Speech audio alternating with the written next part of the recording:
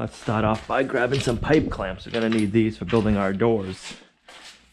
We're supposed to be having a visitor stop on over later on. Let's get some measurements so we can figure out how to start making our doors. All right, so we have 37.5. So if we make this door right from the beginning, at least say 39. And then let's go height. 7 feet. Make the height of it 7 feet, and then we'll cut it down to fit after. So I bought enough shiplap boards when we were siding the outside to do the doors, and I think we're gonna have, I hope we're gonna have just enough to make the 3 doors we need to make. The first one is always the fun one.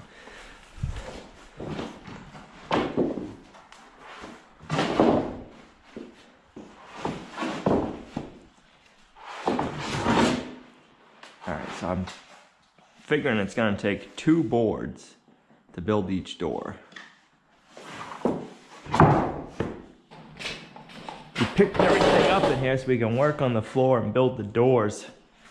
It was getting pretty messy in here.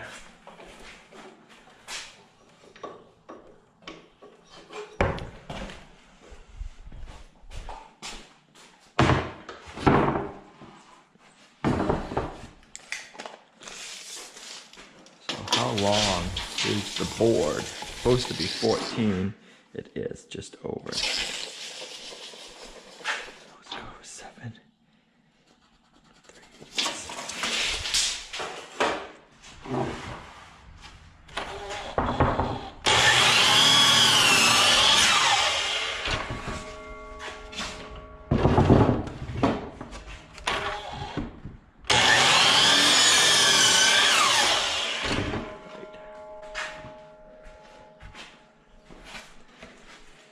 So I'm gonna do that, an outside one, and then this one as an outside one, so this way we can rip down and rip off that knot material. I like this board right here for another door panel.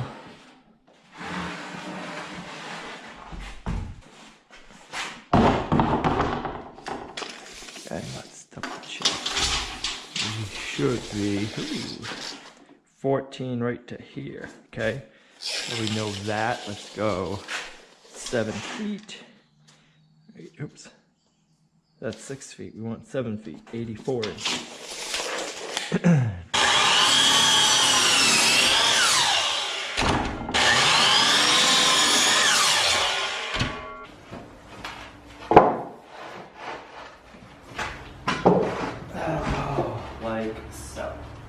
Over here, we have some more boards. How tall is this one? It's not quite 8 feet. No, 80. Yeah, it would work, I think. I do believe so. And this is gonna be our top and our bottom. All right, let's rip this down to 9 3/4 for the first pass. Oops. 9 3/4. Let's put a 5-degree bevel on it.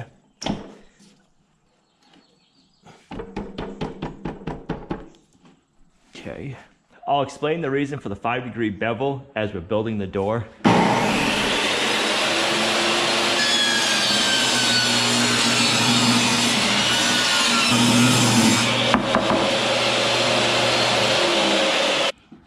I want to take off the shiplap edge, the dado. So let's go down to 9 inch. And again, we're going to do a 5-degree bevel.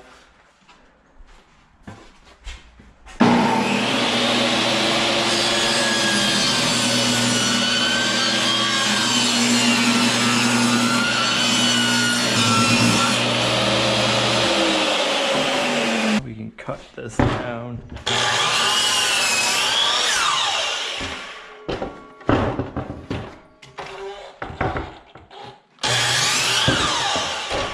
Alright, so then that's gonna go like so. And like so.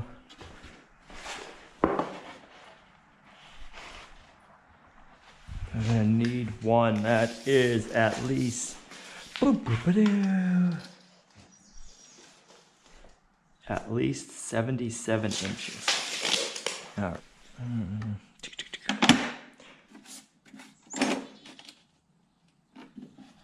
Again, I want a 5-degree bevel.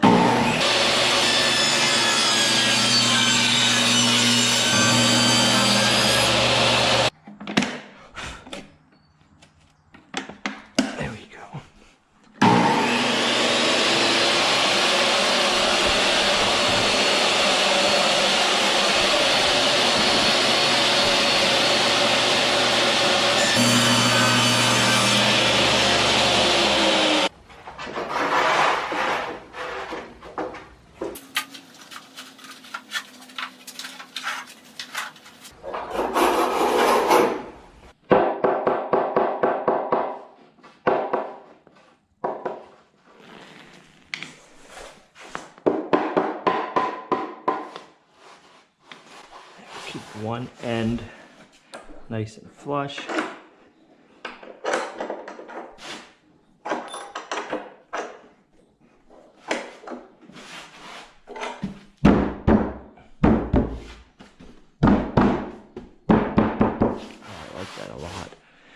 I might go and grab one more clamp. Let's throw one more clamp in the center.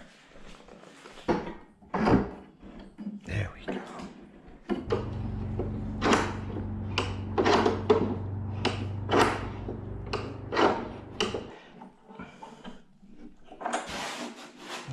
I like that right there. Everything's nice and tight, flush. All right. There we go. I picked up some 1.25" number 8 screws. And I should have my wood glue right here. Then I want me drill.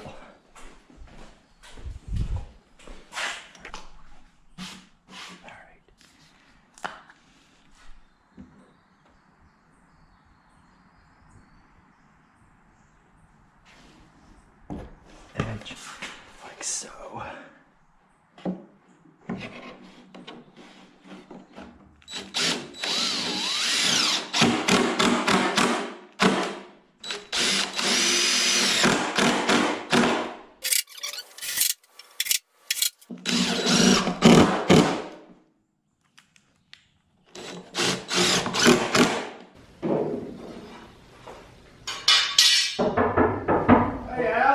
Hey Dom, how you doing? Hey Al! You found the place. I did. Was it easy? It was. Perfect. Very good. I'm so glad I made it here. This place looks great. I'm very happy to be here. Thanks. I'm glad you asked to come over and check it out and get some of our feedback. Absolutely. I've been watching all the videos and I'm glad to come over here and I anticipated and looking forward to this for a few weeks now. Awesome. The barn's looking good. I'm glad you got the garage door working here. Yeah, the garage door, we'll get it working. I'd say that was probably the most, I don't want to say frustrating, but the most head-scratching part of the build. I was scratching my head when you decided to do it yourself. We always recommend a contractor for that. Yeah, it was a fun build, but we got it done. Very good. It definitely shows your determination and commitment to the project. Yeah. And I'd love to get a tour of the place. Yeah, let me show you around. Al, it looks like my workshop over here. You've got the door under construction over here. You're building a door? We're going to be building 3 doors for our goat barn. We're using your plans. The plans for this door comes with the kit. Ah, yeah, the appendix. It comes with every set of plans there. It shows you how to build the door if you'd like to do it yourself. Yep. And, as soon as I walked in here, I said, wow, that looks sort of familiar. I'm sure it does. You're going to have a lot of these getting built at your place. You made the door larger than the opening, so you can cut it down and get a nice finished edge on all 4 sides. Yeah, we'll trim it back down to what width and length we need it afterwards. Yep, so we can square it up and get some clean edges. That's great. I'd love to walk around the building with you. Now, is this where the electric's going to be coming in? Yeah, so we ran electrical conduit down from our house down to here. And we chose to hook it up to our house because we thought about putting it on our own meter. But if we put it on our own meter, we're going to have a $20 a month service charge just for reading our meter. So even if we only use $10 worth of electricity down here, we're still going to pay a $20 meter fee. Well, how far are we from the house? We are 280 feet from the conduit line. So you've already measured it out to the... Yesterday we had the electrician come and he blew the rope through and we measured it, so we got the electrical wire on order. And you mentioned you're going to run 100 amps down here. We're going to put our 100 amp panel right here. The electrician's going to install that. And I'm going to have him put 3 outlets in down here. And then later on I'll wire up the shop ourselves. Great, that pipe's coming in right on the other side of this wall. Yep, it's going to come right in. He's actually going to run it up the outside, so we don't have to go through the sill plate and run it right into the back of the panel. Yeah, that'll be a full-size panel. Yep. Yeah, that's great. We're going to put internet down here, so if we want to do live videos or live streaming down here, we You're can. going to set up a work space with both for construction, but also a computer station. We're going to have it, yep, so we can have our computer down here. We'll have our workshop set up, so we can do a little bit of everything. Almost be like our workshop YouTube studio. So it'll be like a true man cave. Yes. And then we'll have our animal stalls on the other side. And you're going to thinking about insulation too? Yeah, I'm thinking about doing spray foam insulation. And what I was thinking is I'll take some wood strips that are 2 inches thick and I'll border all the 4x4 posts and 2x. And then we'll spray 2 inches of foam in. And then I can put boards over it. Those 2-inch will act as backing, and that's what you'll nail to. That's what I'll nail our boards to. And then we'll still, so if we have 3/4 inch thick boards, we'll have 1 1/4 inch of our post and beam still revealed. So we'll still have the post and beam look while it's insulated. I really like spray foam. It really seals the building up tight and acts as a vapor barrier, so you don't have to put that vapor barrier in. Yep. So that'll close it up, seal it up tight, and it turns it into a cave. It's a much different feel when the spray foam has been finished. So what I was thinking with having the loft right here, this is where I'll put our workbenches.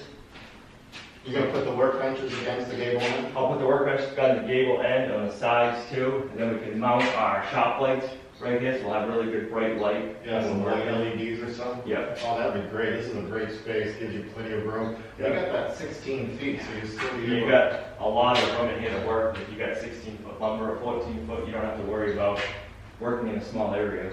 And then you'll have a little computer station too, I think. Yeah, the computer station will either be over here, or I'll put it back there on the corner. Yeah, you have a floor plan drawn up? Not yet, just in my head. I gotta sketch it up and get it out on paper and figure it out better. Everybody back at home, yeah, go ahead and put those floor plans together and send us over those to designers, and we'll take it from there. Even if it's just on a napkin, it'd be great. Do you plan on cutting out the sill plate, or are you going to leave it as a threshold? Nope, I'm gonna cut out the 6x6 sill plate. I'll leave the 2x6 like we did for that door over there. Makes it a lot easier to walk through. Absolutely, and it's a matter of preference. The door height here, that rough opening, will fit either way. So if you do cut out the sill plate, you can pad that down. It'll fit out nice to fit that 6/8 opening. Works out nice that way. Gives you the option either way. Yeah. So this space right now is going to be for hay storage, and we'll park the Kubota tractor, and then later on we want to add more animals to the farm. We'll turn this more into animal stalls afterwards. And can you leave your roll bar up and be able to clear this? No, but my roll bar folds down really easy, so we can just drop a little reminder, huh? Yes, definitely. Yeah, Al, the building came out great. You know, you can always tell when you walk up to the building how it went because of how straight it is. Yeah, how plumb and level it is. That's correct, and yours is spot on. Yeah, I think a lot of that starts with making sure whether you have a concrete slab or gravel slab, that's level. You start level, you end level. Yeah, the concrete piers are the most difficult to get plumb and level. I did notice that you cut your apple tree back there. I did trim the apple tree. That kind of got in our way a little bit. It does look great, and I can see the apples are plentiful this year. They're starting to drop. It's amazing how many apples we have on the trees right now. Yep. And your concrete slab, how thick did you pour that? So our concrete slab in the center is 6 inches thick. Wow. And all on the outside, it's 12 inches wide and 12 inches deep for a footing. So a nice Alaskan floating slab there. Yep. And you took it to, usually we only do 3 inches in the center, but you chose to go 6 inches. Yeah, I wanted to go a little bit thicker so that way we'd make sure no matter what we did inside, if we wanted to put a lift maybe one day or or driving a bigger piece of equipment in there, we didn't have to worry about how heavy duty it was. And did you put any steel in the slab? I did. We had some cattle panel kicking around the homestead that we weren't using. So we have cattle panel in the center slab, and then the 2 eave overhang slabs we put the remesh in.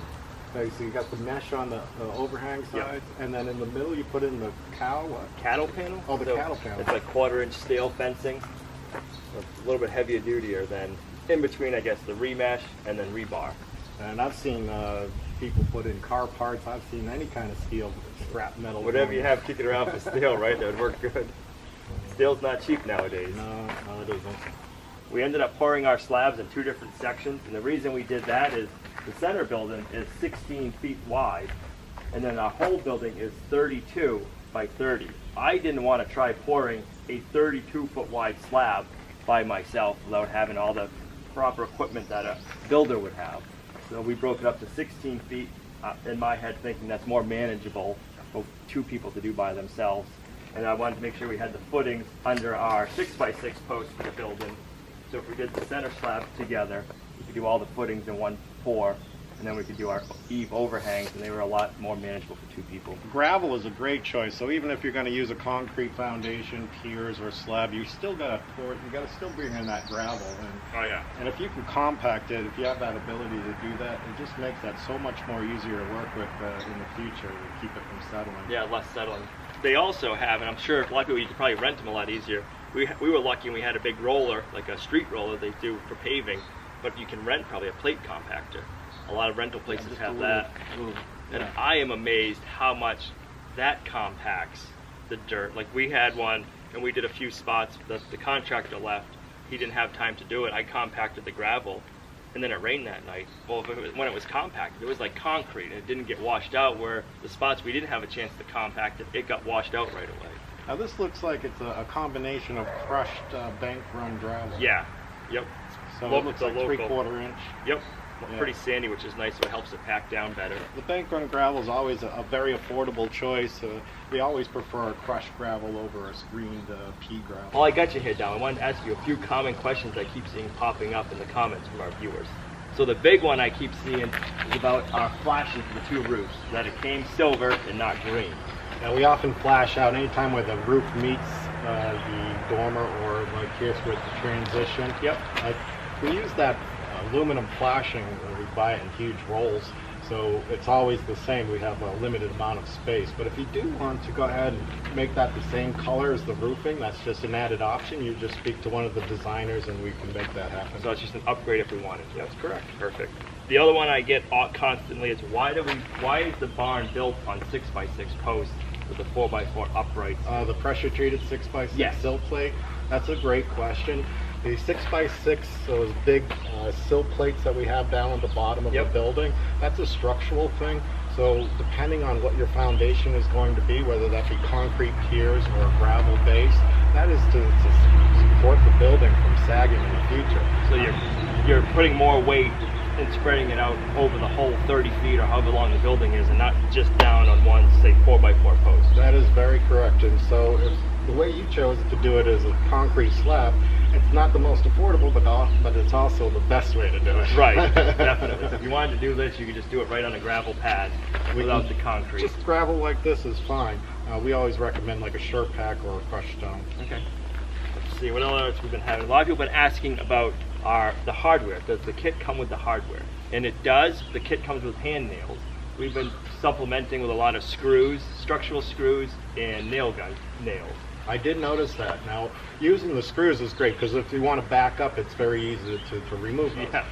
But the screws there, it's a matter of preference. So a carpenter, very old school, doesn't even use a nail gun. He likes to use his hammer. Yep. So it's just a matter of preference. If you like to use screws, that's great. But the kit does include all of the hand nails. The other question we get quite a bit is why we chose going with Jamaica Cottage Shop versus building it ourselves or a different building.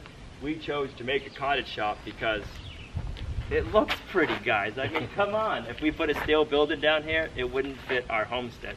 So we went with a post and beam look. We have a really short building season here. So by purchasing the kit from Jamaica Cottage Shop, everything comes pre-cut, and it saves, I'm gonna say, it probably cut my time down by half.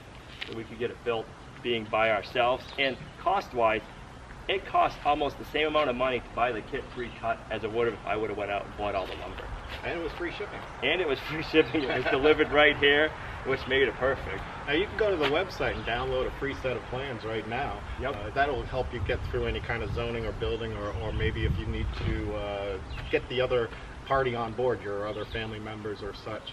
The other thing is aesthetics and understanding the structural space, the aesthetic space that you'll receive. So like understanding the different wall heights, being able to take a look at that, and when you're building from scratch, you're guessing at wall heights and roof pitches. Oh, yeah, you got to figure out your own wall height. You got to figure out your roof pitch if you want to go. Yeah, how wide you want to go with the roof pitch. There's a lot to figure if you're going to be doing it yourself. And then we get a bunch of, why don't you get a sawmill? Why don't you mill it all yourself? That's a huge expense. It really is. I mean, a cheap sawmill is $5,000, and it's not a very nice one. Then you've got to have a big piece of equipment to move your logs around to load your sawmill. So I mean, it's a lot more cost effective to go out and buy a kit than it is to buy a sawmill and do all the milling yourself. That is true, but you don't understand that until you go through the process. Right. Al, you mentioned about the different wall heights and the roof pitches of the barn, and that maybe if it would have taller wall heights, that would be an option for larger animals. Do you have any other types of suggestions like that? One of my thoughts is if this wall right here, this one's 8 feet, if this was 10 feet high, and then down here we're 6 feet high, we brought it all up 2 feet, we'd have 8 feet and 10 feet, so you'd be able to get a larger animal in. But then also if you did that, this is an 8-foot overhang, you could do a 10-foot one, and you'd still have probably about 7 feet. So you'd be able to get cows and stuff in there, so it'd be more, you could use this for a barn for larger animals. Now we do have that larger 20 by 30. We also offer that up to a 24 by 48. But that's a great suggestion, is something in between those sizes. Yep.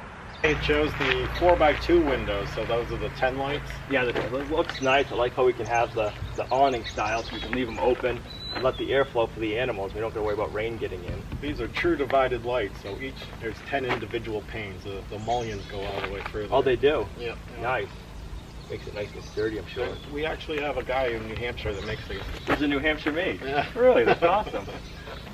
So Al, your videos have been doing great. I've been watching your channel and learning all the names of the animals. And, yep.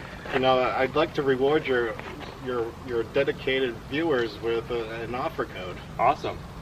We're going to call it Lumna 2019. The Lumna 2019 offer code is good until December 31st, and that'll get you 10% off on any order. You can order on the phone or on the computer. That's a huge savings, 10%. That's correct. When an average order is about $3,000, and this building here was probably closer to 10 to 15. Yeah, so if you can take advantage of that before the end of this year, it'd be a great offer and deal for anybody. And we'll give you free shipping on top of that. Can I use that promo code? Absolutely, yeah. Well, absolutely. I've been needing a woodshed, so I know I'm going to be going inside and checking out your woodsheds, because we need a woodshed here this year. You mean for like firewood? For firewood. How many cords? We want to hold about 10 cords of firewood. We burn about 5 to 6 cords a year, so I want to be able to have 2 years worth of firewood stored and dried, and we can rotate it out. That's definitely wise. You definitely have experience in burning wood. You can always tell when they say, I want my wood dry, we got to rotate it. Oh yeah, it makes a big difference. Now you're going to put that here on the property somewhere. I'm going to put it up by the house in an area that we go to get our firewood, but keep it so it's out by the edge of the driveway, so when I go to plow, I can plow right out in front of it, and I won't have to shovel to get to my firewood anymore. And that sounds like you'll be ordering a kit. I will be ordering a kit. I love building. With the offer code of... With the offer code, we'll be saving 10%. So thank you for that, Dom. Very welcome. Al, it's been a pleasure to come up here and meet with you in person and see the homestead, and I'm very happy to be here. I'm glad you came up, and I'm glad you stopped over. Thanks, Al. Thanks, Dom. Well, we can finish squaring off our door now, but that was a good visit with Dom. Now I know what we're going to be doing for a woodshed, which is going to be nice. I don't got to worry about that anymore. It's going to be nice to be able to keep 10 cords of firewood under cover. All right, so 94. All right.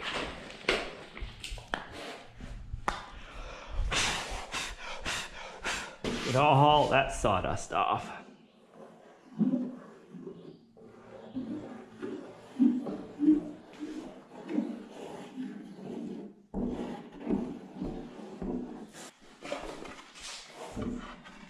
Square it up right there like so.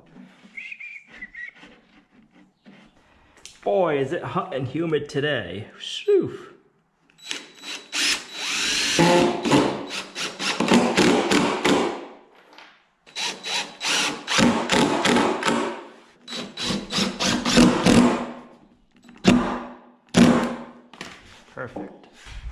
Where is that other piece? Is it right here? It is. All right, let's get this one installed. Boom and boom.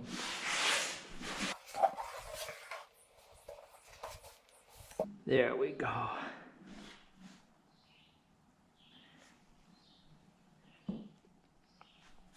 This side's rough lumber, so I want to make sure we got enough glue that will get a good adhesive contact.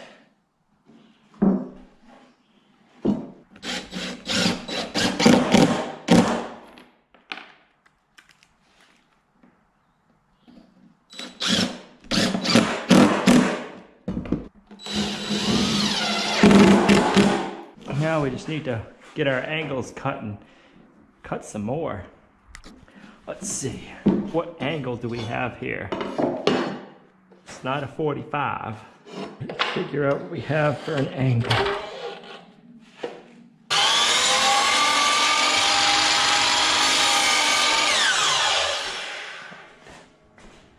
That should be our angle. Boom, perfect. I love it, guys, I love it. So that is, bum, bum, bum. 30, what do we have? 37 degrees, perfect.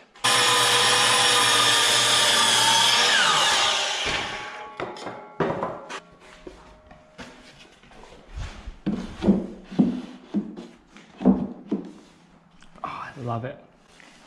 I love it. It's so nice. The reason I did a 5-degree back bevel on this edge and this edge is so when our boards are touching each other, the only part that's really touching is the very tip. So if we gotta hit them together tight to get a nice smooth line, we have less of an area we have to make contact, if that makes sense. So our next piece is going to be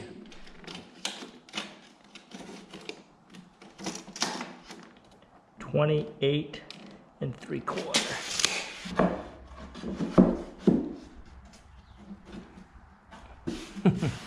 Wow, that's gonna look so nice. All right, here we go. Oh,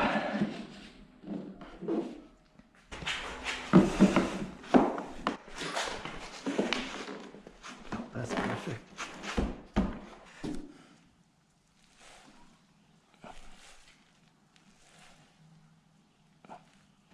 Good tap in there. I like that a lot.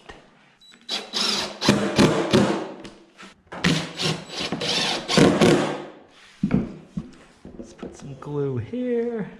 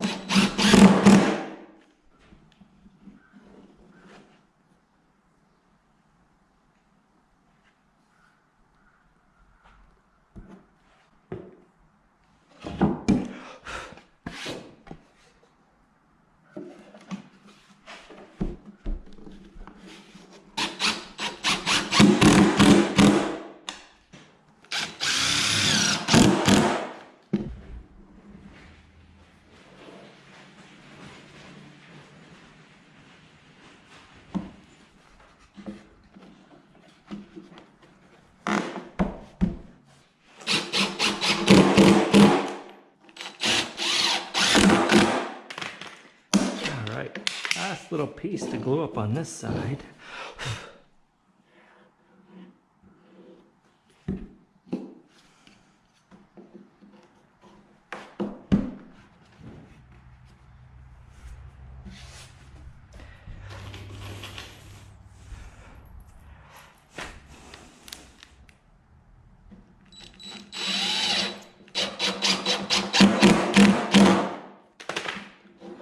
Put a clamp right here. Let it dry with the clamp on it, with no other screws. Oh, it's gonna look so nice once we get it all done. You getting the pigs some water? So here, grab one end. I couldn't get it over without getting much cutie. Don't touch my toes, please. I'll dump it over here and I'll give them a little mud wallow. Yeah,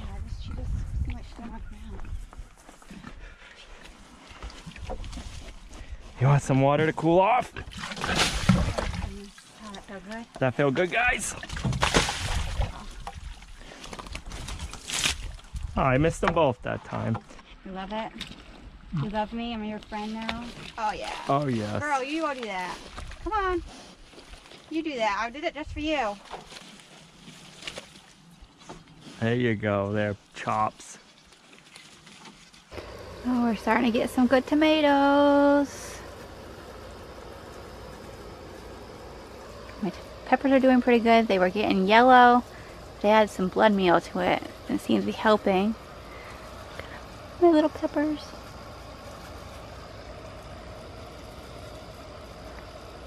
Huh.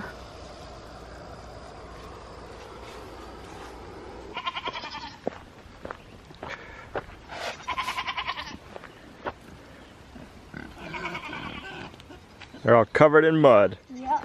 Staying cool. Hope, we need some more hay.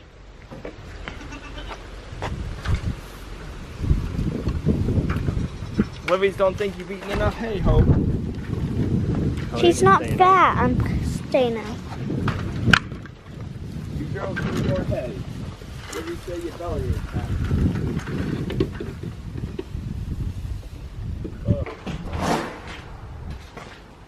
Wow. Oh, so it's kind of gonna be like if you have like barn doors like instead of the garage door. Yep.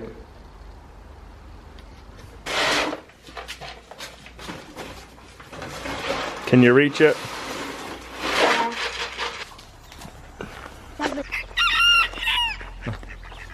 Hello there, Steve.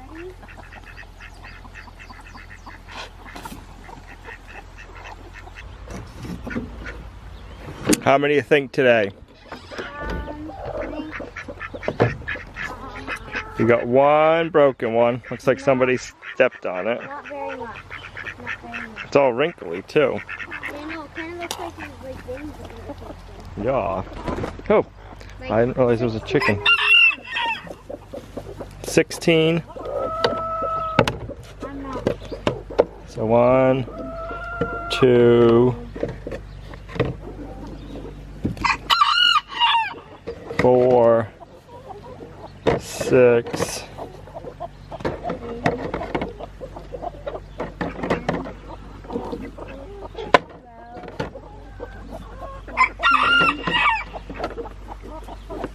That was 2 off. Would have been 15. It was getting a little too hot for me. I had to take a quick little intermission. Shouldn't say quick little intermission. Took quite a bit of time off in the afternoon, edited the video. Now we're gonna get back to building the door. Dinner was good, guys. Dinner was good. Let's get this finished up now that it's starting to cool off. First rainstorm in the barn. Hear it? It's pretty loud. We definitely need to get it insulated in here to help with that noise.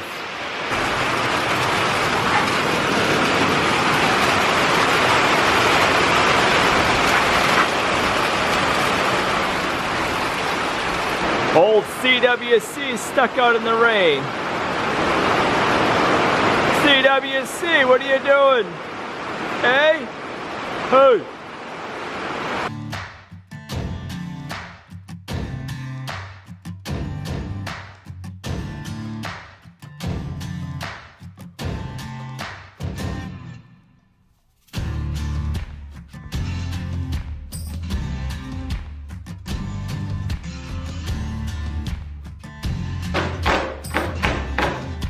Definitely a different look for a door, but I like it, guys. It's kind of snazzy looking. You're gonna have a stripe going right through it. We don't have to wait till tomorrow to cut it down to size, flip it over and see what it looks like. So if you guys want to see that, you'll have to wait till the next video. Thanks for coming along on our journey with us, guys. You're a huge blessing to us in our homestead, and we'll see you right back here in the next video at Lumna Acres, a guide to modern homesteading, self-sufficiency, and freedom. Bye.